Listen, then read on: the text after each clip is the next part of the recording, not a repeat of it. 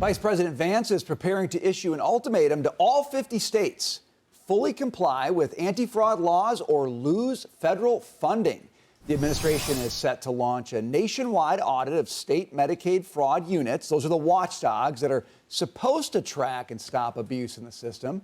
Officials are saying if states don't cooperate, their federal Medicaid funding will be at risk.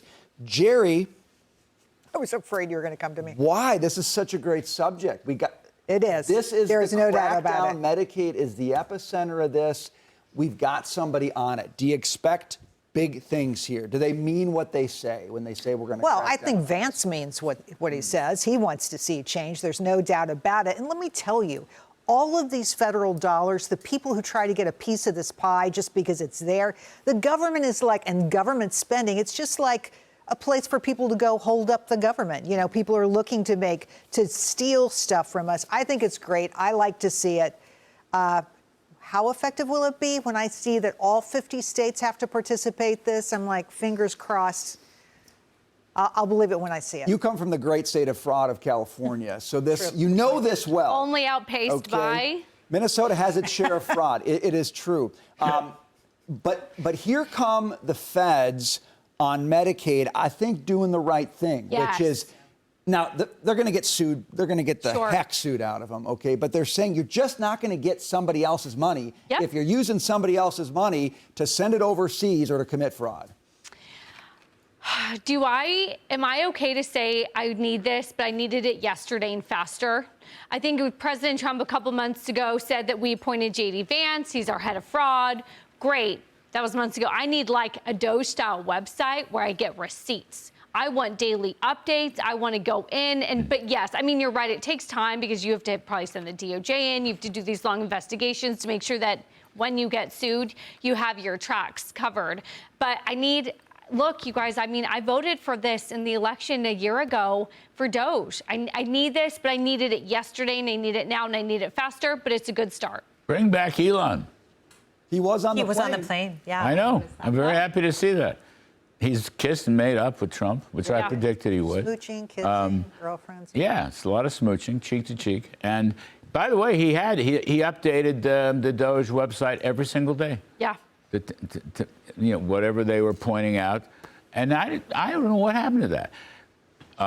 There's like 500, at the time, it was about a year ago. So, not too far. Anyway, he was talking over $500 billion of waste, fraud, and abuse. I call it waste, fraud, and corruption. The GAO basically has a similar number. Now we've kind of lost that. I think it's a great issue.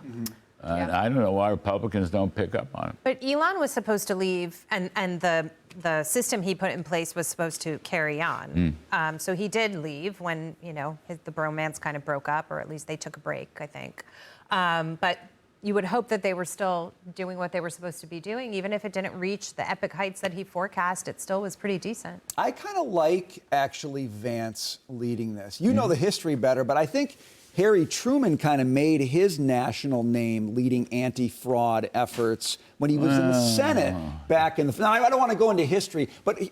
He was pecking away at military money. In the middle of World War II, he's like worried. They're doing this to Hegseth right now. Yeah, no, I don't want to go down a rabbit trail. It's $27 billion. No, it's $29 billion. I'm with you, but what I'm saying is I like it inside. I like it being led from the inside. Oh, yeah. Because I think it's actually the job of the executive to do this, right? To root out the fraud. And they're going after the guys who are supposed to be doing that. I mean, this investigation is of the auditors, essentially, saying, why haven't you been finding? It's out there in the open. Why haven't you found it yet? I do like that. We should institutionalize finding fraud and wanting to get I agree with all that. By the way, there are institutions to do it.